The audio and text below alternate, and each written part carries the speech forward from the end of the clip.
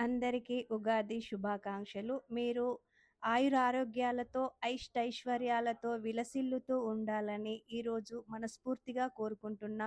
నా ఛానల్‌ని గూడా సబ్స్క్రైబ్ చేసుకోవాలని కోరుకుంటున్నా. మనము ముందుగా ఉగాది పచ్చడి యొక్క ప్రత్యేకత ఏంటో తెలుసుకుందాము. భక్షాలు ఇంతకుముందు వీడియోలో ఎలా చేయాలో చెప్పినా, ఇప్పుడు పచ్చడి ఎలా చేసుకోవాలో చూడండి వీడియోలో.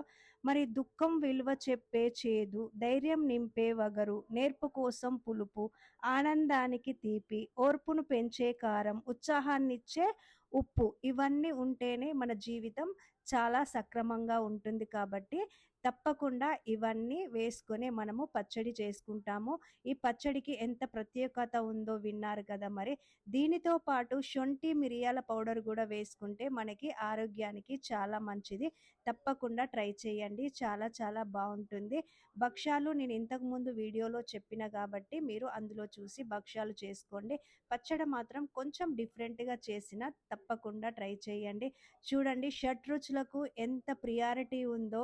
చేదు, వగరు, పులుపు, తీపి, కారం, ఉప్పు, వీటికి చూడండి ఎంత మంచి మనకు ధైర్యాన్ని నింపే, మనము ఉల్లాసంగా బతకడానికి, హ్యాపీగా బతకడానికి ఇన్ని రకాలుగా పచ్చడకు ఇటువంటి ఉపయోగాలు ఉన్నాయి. ఇటువంటి మనోధైర్యాన్ని పెంచే గుణం ఉంది కాబట్టి మనము పచ్చడను చేసుకుంటాము. సో తప్పకుండా లైక్ చేయండి, షేర్ చేయండి, సబ్స్క్రైబ్ చేసుకోండి. మరి